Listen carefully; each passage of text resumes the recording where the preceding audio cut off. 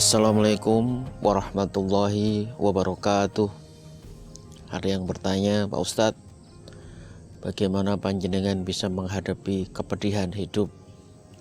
Sama ya saudara, yang namanya sedih itu juga jenengan ngerasain sedih, saya juga pedih. Jenengan perih, saya juga perih. Kadang-kadang sampai meneteskan air mata. Tetapi saya rutin menasihati diri sendiri dengan kalimat-kalimat yang insya Allah akan bisa menenangkan hati. Saudara, jika kesedihan datang, saya pun mencari tempat yang sepi, ya biasanya kamar gitu. Saya baring, saya tutup mata ini dengan kain. Dengan kesendirian itu maka saya mulai menasihati diri sendiri. Nur, saya berkata kepada diri saya sendiri, tak ada gunanya lari dari masalah. Gak ada gunanya lari dari kesulitan kehidupan, karena masalah itu seperti bayanganmu sendiri. Kesulitan hidup itu ya seperti bayanganmu sendiri. Kamu lari, dia ikut lari. Kemanapun kamu pergi, masalah itu pasti akan menghampirimu. Oleh karena itu, Nur, saya lagi-lagi menasihati diri saya sendiri, gak usah mencoba lari dari masalah. Silahkan masalah itu didata, kemudian cari penyelesaiannya semampu kamu. Saudara, masih ya saya terbaring, saya tutup mata, lalu saya menasihati yang kedua. Wahai Nur, oke, sekarang kamu bersedih. Cobalah Nur, bandingkanlah kesedihan kamu ini dengan kesedihan orang-orang yang di sekitarmu. Maka aku yakin bahwasanya masalahmu itu hanyalah seperti duri-duri kecil saja.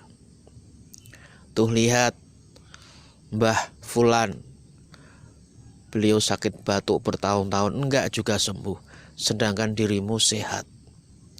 Itu lihat Bapak Fulan, ginjalnya bermasalah, ginjalnya rusak, sedangkan ginjalmu masih bagus. Harusnya kamu bersyukur.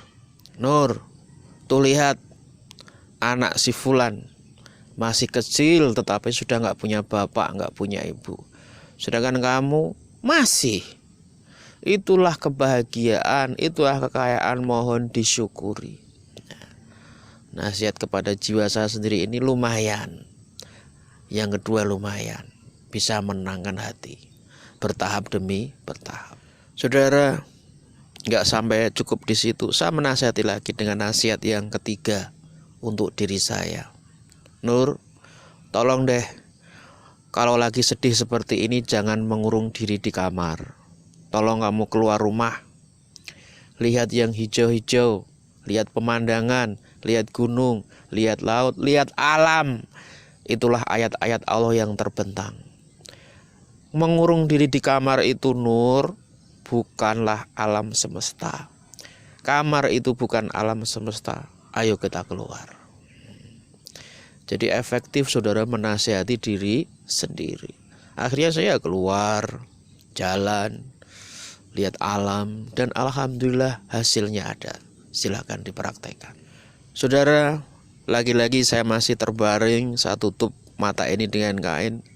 Saya menasihati diri sendiri. Nur, jiwamu itu besar, bukan kecil. Ingat, jiwamu besar seperti danau. Danau itu lihat, luasnya segitu.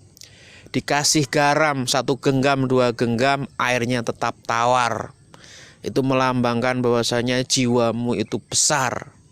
Tetapi kalau jiwamu ini kecil, Nur, maka bagai air di mangkok, dikasih garam 1 genggam, 2 genggam, asinnya minta ampun. Oleh karena itu sekarang buktikan bahwasanya jiwamu itu besar. Kalau kamu jiwamu besar, masalah seberat apapun insya Allah kamu bisa tenang.